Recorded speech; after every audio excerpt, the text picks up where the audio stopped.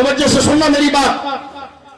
حضرت وحشی کے بارے میں پتہ ہے امام ربانی نے کیا لکھا؟ یہاں دیکھو لال داڑیاں بھی ہوں صحابہ کی طرح اور دل بھی ان کی طرح ہو. تو سمجھ رہا ہے کہ صرف لال داڑھی کرنے سے بخش دیا جاتا ہے؟ ابے میں نے کہا عقیدے کے بغیر تو نماز قبول نہیں ہوتی، تو عقیدے کے بغیر تیرے لال رنگ قبول ہو جائے گا؟ دیکھو حضرت صاحب کے چہرے پر داڑھی کتنی مبارک. یہ صحابہ کی سنت ہے لال رنگ کرنا، لیکن یہ داڑھی مبارک اس کی مقبول ہے کے اندر سے جس کا دل بھی عقیدہ اہل سنت والا. میں نے کہا حجامت تو نے نہیں بنائی، لیکن داڑھی پر بھی اگر تو کلر کرتا رہے تو داڑیاں نہیں بخشواتی، عقیدہ بخشواتی. کتنے یہاں بزرگ بیٹھے ہیں دیکھیں جن کی داڑھیوں پر لال رنگ ہے. تو جب نماز بغیر عقیدے کے کچھ نہیں ہے تو خالی لال رنگ کیسے ہو سکتا ہے؟ لیکن یہ لال رنگ ماشاءاللہ مبارک چمک رہا ہو اور دل چار یار کا غلام ہو، صحابہ کا غلام ہو، اہل بیت کا غلام ہو، تو میرے دوستو یہ داڑھی مبارک تو وہ ہے جو نظر نہیں آتا اور فرشتے اس کو چومتے ہیں. توجہ کرنا میرے دوستو بزرگوں.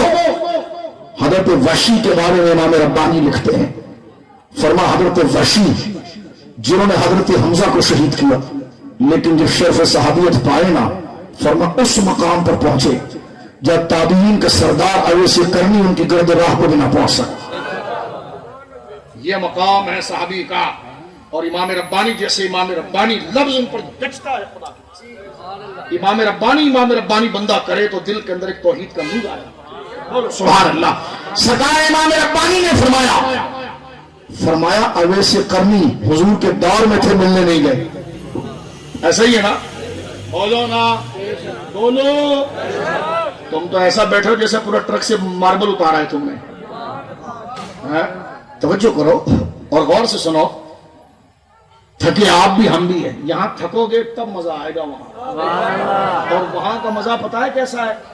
قرآن کہتا ایسا ہے کہ کسی آنکھوں نے کبھی دیکھا ہی نہیں. آپ سوئٹزرلینڈ جاتے ہیں، کالام جاتے ہیں، سوات جاتے ہیں، مری جاتے ہیں، آپ کہتے ہیں یار میں تو ایسا نظارہ دیکھ رہا ہوں، کیا خوبصورت نظارہ ہے، واہ ایسا کسی نے نہیں دیکھا ہوگا. دوست ہے تمہیں تو دیکھ لیا نا، لیکن جنت وہ ہے جس کے بارے میں رب دعویٰ کرتا ہے کہ کسی دیکھنے والے نے ایسا کبھی نہیں دیکھا ہوگا، کسی سننے والے نے. بول رہا تو ڈسکا کے غیرت مند مسلمان دل میں حضور کی ختم نبوت کا عقیدہ رکھنے والا بول سبحان اللہ. ہاتھ اٹھا کر کہے سبحان اللہ، پھر کہے سبحان اللہ، پھر کہے سبحان اللہ. توجہ کرو میرے دوستو. حضرت معاویہ کی حیثیت دیکھو جو یہ باقڑ بلاؤں کو سمجھ میں نہیں آ رہی ہے. باپ داداؤں کے گنبد کا مال کھا رہے ہیں جبکہ ان کا گنبد بلند ہوا ہے عقیدہ اہل سنت کی وجہ سے. اور یہ جناب جو ہے وہ کبھی ایک کی چارپائی پہ کبھی دوسرے کی چارپائی پہ. غور ہے کوئی انسان کے بچے بنو کہ بندے کے پتر بنو. کوئی انسان کے بچے بنو، بڑھاپے میں بیڑا غرق کر رہے اپنے آپ سے. اگر بڑھاپا بندے کو اتنا ذلیل کرتا ہے تو خدا مجھے ابھی یہاں پر موت دے دے. مجھے ایک مولوی صاحب کہتے ہیں موت کی دعا کر رہے ہو؟ میں نے کہا موت کی نہیں، حسن خاتمہ مانگ رہا ہوں. آگے جا کے لڑک جائے العیاذ باللہ ربنا لا تزغ قلوبنا بعد اذ ہدیتنا وہب لنا من لدنک رحمہ انک انت الوہاب. کیا کہتے ہیں امام ربانی؟ سننا ذرا جملہ صحابی کی قدر کا. صحابی کی قدر کا موضوع میرا یہ نہیں، ورنہ میں صرف صحابی کی تعریف و تقریر کرتا تمہارے سامنے. غور کرو میرے دوستو. صحابی کا رتبہ کتنا ہے؟ میں صدیق اکبر کی بات نہیں کر رہا جس نے ایک لحظہ ایک سیکنڈ حضور سے ملا. اسے من لقی النبی صلی اللہ علیہ وسلم مؤمنا به ومات علی الاسلام. ایک لمحہ بھی اگر حضور سے ملا، توجہ ہے آپ کی. وہ کراچی کا ایک جنگر والا ہے، وہ کہتا ہے مدت مدید. تو میں نے کہا کتنی مدت؟ تو پھر بتاتا ہے پوری تفتہ زانیہ لکھ ماری. تو میں نے کہا کون سی تفتہ زانیہ؟ کیا لکھی آپ نے؟ تفتہ زانیہ یہ کیا لکھیا؟ کہتے جی صحابی وہ ہوتا ہے جو لمبا عرصہ پکڑے. تو میں نے کہا کتنا عرصہ؟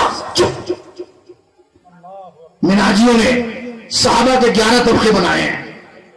جو حضرت معاویہ کو 7ویں طبقے میں اور جو 11ویں طبقے کا صحابی ہے اس کو صحابی مان رہا ہے، لیکن 7ویں طبقے کا جو ہے اس پر طنز کر رہا ہے کیونکہ اس میں رافضیت ہے. لیکن مقام دیکھیں میرے دوستوں، صحابی کا حضرت امام ربانی کا جملہ اس سیالکوٹ میں وہ پڑھنے آئے تھے، قدر کرو اس زمین کی، اس سیال پر۔ میں بھی علامہ صاحب کو کہہ رہا تھا، ملا کمال الدین صاحب کی مسجد کشمیری محلے میں، سرکار میرے آقا امام ربانی ہم مجددین اس مسجد شریف میں آئے، اور رب کعبہ کی قسم بڑائی نہیں بیان کرتا، ایک دفعہ اس مسجد میں گیا، مجھے ایسے لگ رہا تھا جیسے میں میدان میں تقریر کر رہا ہوں اور میرا بدن ایسا اونچا ہوا ہے۔ میں نے کہا واہ میرے امام، جہاں تیرے بچپن میں کلیاں لگی ہیں وہاں روحانی ہند میں وہ سرمایہ ملت کا نگہبان ہے۔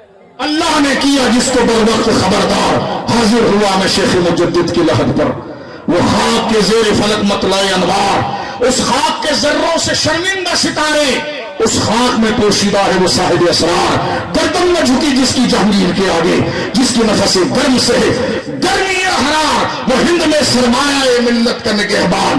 اللہ نے کیا جس کو بر وقت خبردار۔ ابے وہ سرمایہ ملت کا نگہبان، وہ سرمایہ وہ نہیں تھا جو تم مرید سے ہٹ رہا ہے، وہ سرمایہ ایمان تھا جس کی حفاظت مجدد صاحب نے۔ مجدد صاحب لکھتے ہیں کہ حضرت اویس قرنی حضور کے دور میں تھے، حضور کے زمانہ ایک تھا، لیکن حضور سے ملنے نہیں جا سکے، ماں بیمار تھی۔ کیا ہوا تھا جی؟ ماں بیمار تھی۔ حضرت امام ربانی، میں نے آج تک یہ نقطہ امام ربانی سے سمجھا ہے۔ امام ربانی کہتے ہیں اویس قرنی پر شرف صحابیت کا کمال کھلا نہیں، ہائے ہائے ہائے ہائے، فرما اگر کھل جاتا نا تو 100 ماہ ایک طرف ہوتی، وہ حضور کو دیکھتا، اسے پتا چلتا نا کہ صحبت رسول کا کمال کیا ہے، تو کہاں ماں کی خدمت، کہاں صحبت مصطفیٰ۔ سبحان اللہ۔ اور للو تفضیلیوں، یہ سنو نقشبندیوں کا عقیدہ، وہ کہہ رہے ہیں اویس قرنی تو کیا بیچتا ہے، سان بڈھا ہو کر منبر پر ناچتا ہے اور صحابہ کی تنقید کرتا ہے۔ توجہ ہے آپ، کہتے ہیں اویس قرنی پر نہیں کھلا، اگر کھل جاتا نا تو کہاں صحبت رسول اور کہاں ماں کی خدمت۔ یہ ہے مقام صحابیت۔ میں صدیق اکبر کی بات نہیں کر رہا، صرف ایک جھلک بیٹھنے والے کی بات کر رہا۔ بولو سبحان اللہ۔ گیس بھر کا پیر نہیں، استنجا نہیں آتا، افضلیت پر تقریر کر رہا ہوں، افضلیت پر تقریر کر رہا ہوں۔